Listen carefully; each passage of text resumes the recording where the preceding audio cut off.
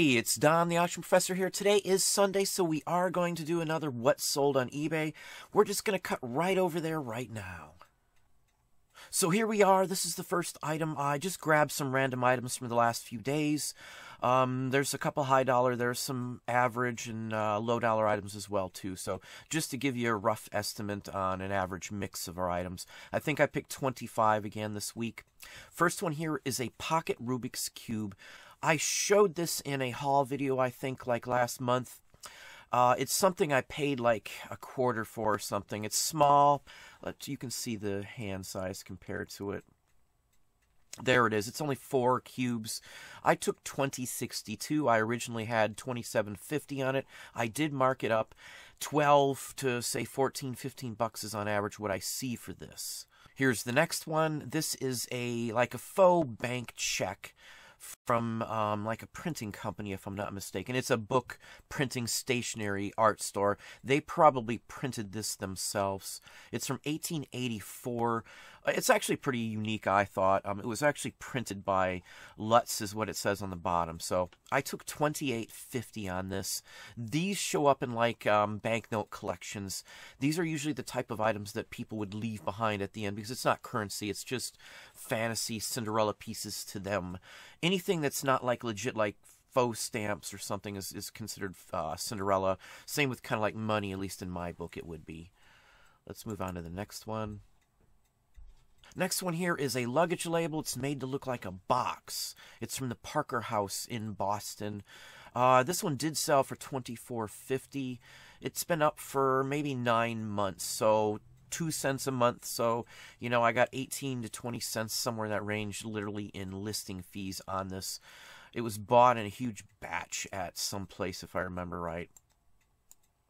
Next one here is The Land That Time Forgot, Edgar Rice Burroughs, first edition.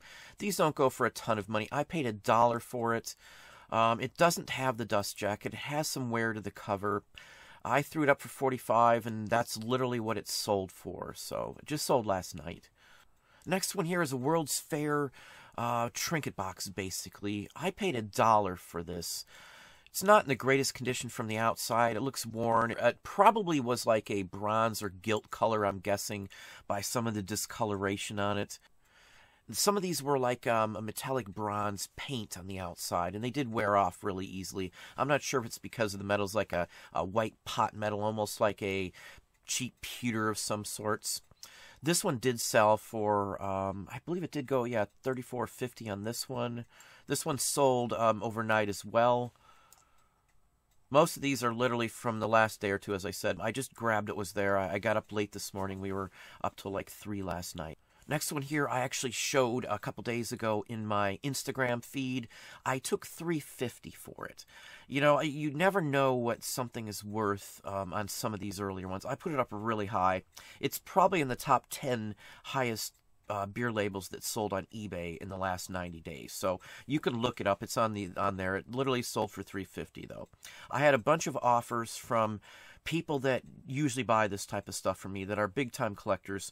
One of them actually wrote several of the books on beer labels. He's a price guide guy or something from what I understand. So the offers I kind of judged on where price wise was from there. That's why I say sometimes put it up as a bin with a BO and put it up really high and see what happens. Usually what happens then is you get offers from people who've bought from you before, and you can judge how accurate they are based on other items that you know the value on. So that's how I kind of determine value on some of these. Some of these cases you can look up on private websites or in Reddit files or on other sites in general for free. So I have looked into the actual value on this one here too. It is an early one. It's not a horrendously scarce one. I have never had this one before, nor have I seen this one before. But again, the average beer label is like 40 or 50 bucks. So, you know, I'm pretty confident this is probably in the top 10. No farther down than, say, top 20 selling beer labels on eBay in the last 90 days. So it's a good one. I really love the artwork on it, at least the winged wheel there. It's pretty interesting, honestly. I thought it would have been like a American Wheelman Society or something affiliation, but it's just some random design, I guess, they came up with. Let's move on to the next one here. Next one here is a cigar box label. I've had this up for a little while. I bought a huge assortment of these from a printing house. Well, this is probably a year ago now. All of them aren't even listed from the ones I bought a year ago, mind you. Just because I'll get some out and I'll make my money right off the bat, like in the first day or so I get them, and then I'll just pull some out here, pull some out there. And I'll mix them up. Things like this, when I buy big bulks of them and big lots of them like this, they're usually like similar items. So I don't flood the market with like items because the amount of people that buy those is very slim in these niches. So you can't flood it. You know, they may be of interest, every one of these, to the buyers that are around, those few buyers, but you got to think about how much money is available to spend on items like this for some people. So, you know, there's a lot to weigh in when you're pricing and deciding on what to list when. I know that may not be an issue for a lot of people. You are fighting to find enough stuff to list, but when you get to a certain point and you find the sourcing avenues for whatever items you're into, sourcing isn't the issue then. It's just deciding on what to list and, you know, how to go about, you know, what to list first, I guess, is the answer there. So let's just move on here. Next one here is a Pure Whiskey's Quack Medicine Medicinal Laboratory seen on a trade card. So it's a company that made whiskey of some sort. This is like, if I'm not mistaken, like a postcard size. You'll see this exact same image on many cards. It's a really neat image in my book. I love this one here. It's just really cool. I'd love to recreate something similar to this, the evil or the magician or prestidigitator or something making up some creation. But anyway, let's move on. It sold for $34.50 2 nights ago. The night before last, it's just sold overnight. No offer, no nothing. It just sold. Okay, so the next one here is one of the ones from the other video link right up here if you're interested, talking about the new sending offers to watchers option that's in the hub. I know everybody doesn't have it. The rollout isn't technically supposed to be going into play until the end of next month. So they're staggering these out. I don't know how they're staggering. We've had it for like 4 or 5 weeks. I didn't even realize it was there at first, honestly. So anyway, this was shown in the video. I sent out 5 offers. That's where I stopped. They're all shown in that last video. One of the offers was this item here. It literally sold for that offer price, $22, I think, and 50 cents, I think is what it sold for. So, you know, it does work. You know, 1 in 5 sold right off the bat. You know, at 20% odd is pretty darn good. We have probably 600 and some odd items right now with at least 3 watchers on them. So if I sent out that many, I'd have to go through and do them one by one, but if I sent out that many of them, I would probably get a decent chunk of change back at them, which we're going to do here on Monday when I have some employees in. So anyway, it's a good thing to do. You see the proof right here.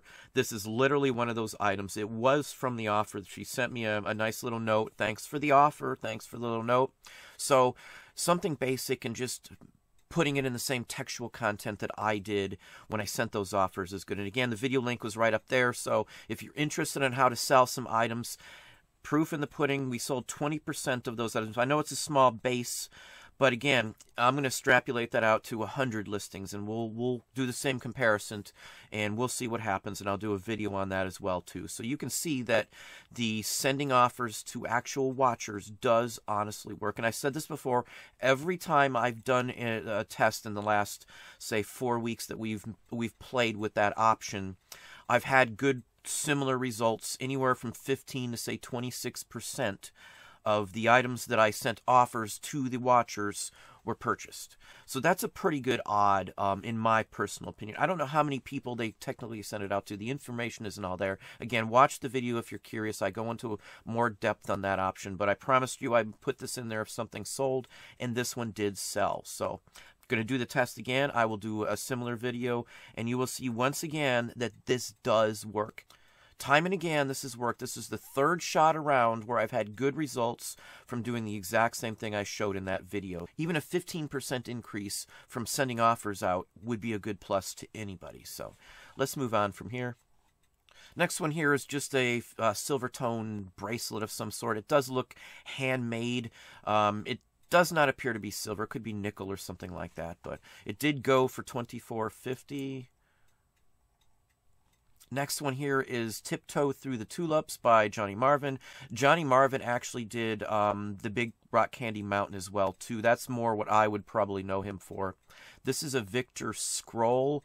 It looks like scroll all the way around it. This is, say, 1918, 1920s through, say, 24-ish when the Batwing label came out. So this one sold for $15. I have no problem taking that. That is the lowest I will take on a 78 is $15. I won't mess with them if they're cheaper than that just because of the time factor to wrap them. So let's move on to the next one. Now this one here, I believe I took, geez, I think it was $34.50. I think I took half. Yeah, $34.50 on this one here. This is a small pennant, typical felt with basically silk screened text and an image on it.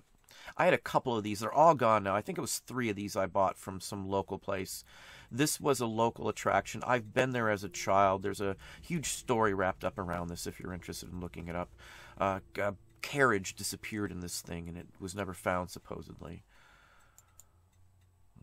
Next one here, another 8mm movie, Thoroughly Modern Millie, Julie Andrews. I've seen the movie years ago. This one's with magnetic sound, which is the best version of these you can get. 400-foot reel. It's like 20 minutes or something if I'm not mistaken on the time. You can figure out how many feet it is and then extrapolate out how many minutes the actual film is, just FYI. Next one is a set of cards. I don't remember where these actually came from. I've had these for a while. I even forgot I had them. And I just pulled them out only because they're all from the same town.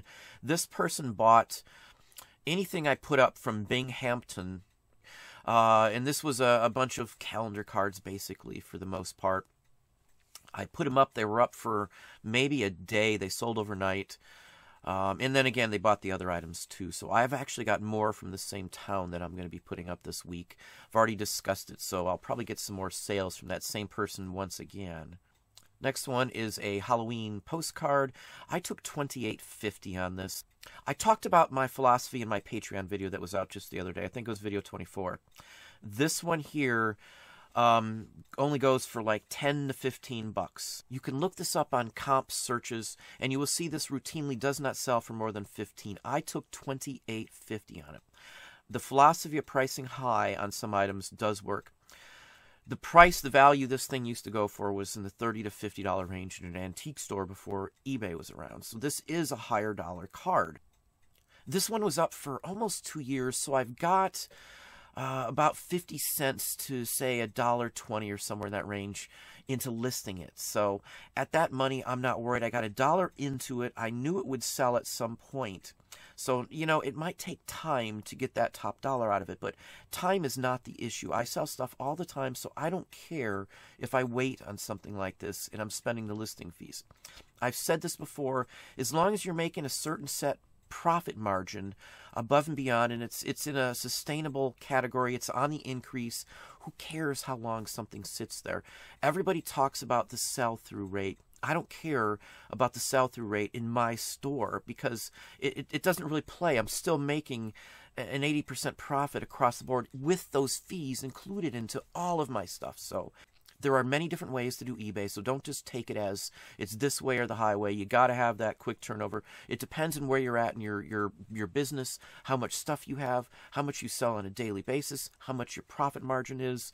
There's so many other factors in it, and there's so many models of selling that work that, you know, you'd be surprised. I run into one quite often that I've never seen somebody doing before that honestly works for people.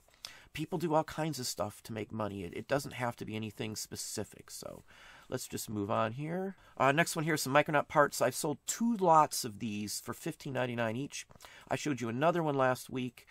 Again, I bought big box lots of these, and then I part them out. I've got identical pieces. I've had a couple of these rocket tube box sets. Most people look them up and see that as a whole set, they don't go for much at all, and then it's the cost of wrapping and everything. For me, I just trashed out the box and the set and split them up into pieces for replacement parts. I had this as a kid, so I know how fragile these pieces were, even back then when they were new. I broke everything down and sold like the figures with it separately and the tube carriage runs, and the piping, and all the other stuff I sold separately.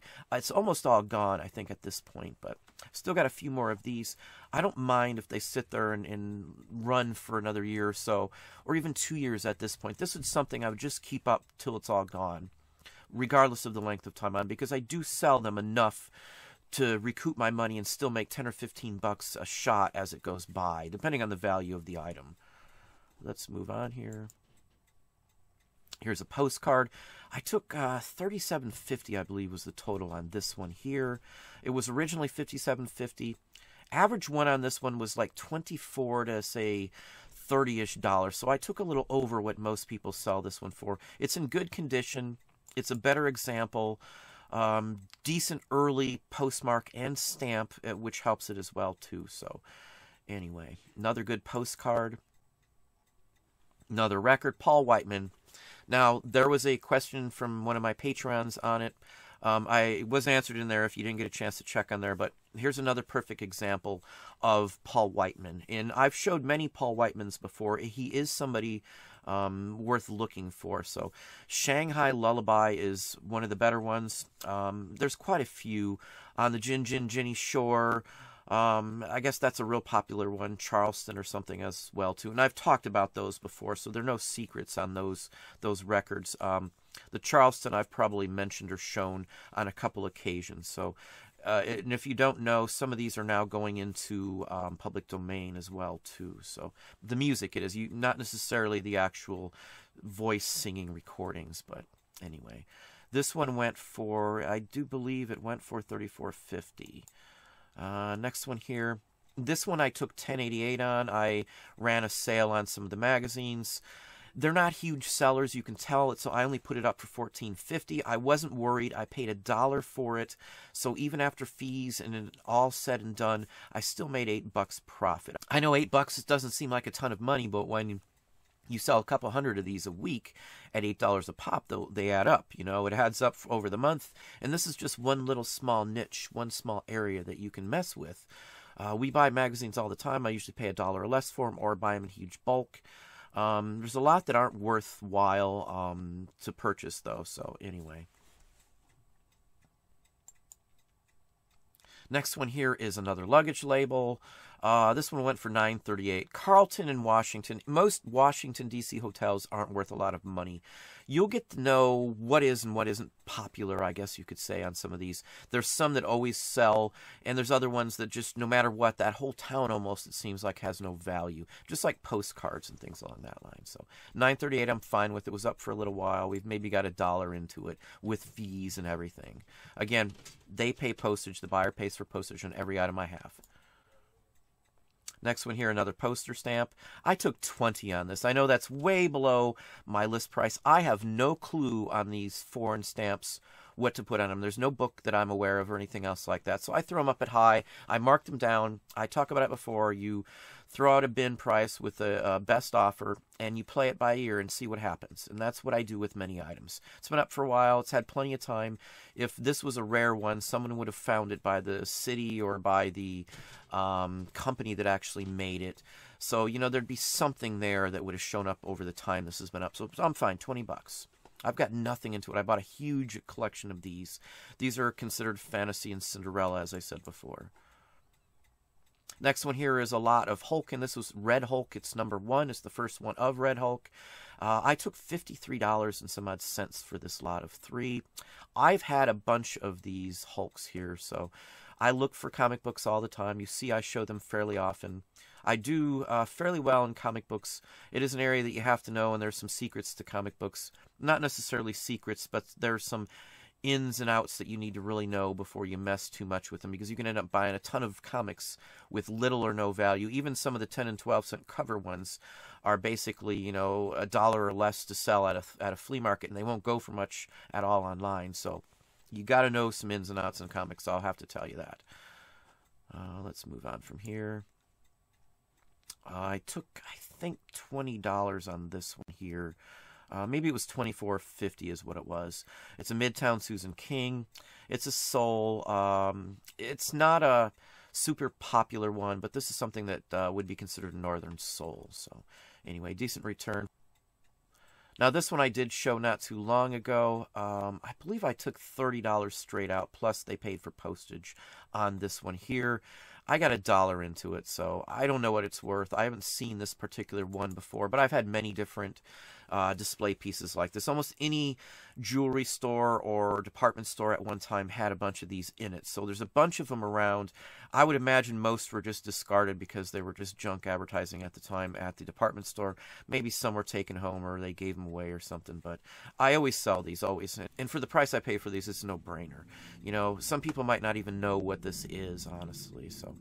And the last item here is just another postcard. I took 20 on this. I've had a whole bunch from the same hotel or in Salinas, so they've all done very, very well. I've more than recouped my money on this lot here. On average, $1 or less I pay for most every postcard that I buy. In most cases, I can buy them even cheaper than that in big bulks at auctions. Local live auctions are the best because you can look through them. Or second probably would be estate sales or something along that line. Plus I have pickers that pick them up for me as well too. So anyway, that's what I got for you. Well, there you go. There's some more items that we look for. Hopefully that gave you some thought and some ideas, some other things to look for. If you enjoyed the video, please hit that like button down below. You can also hit the bell icon to be notified when I post new content or go live. Subscribe and tell a friend.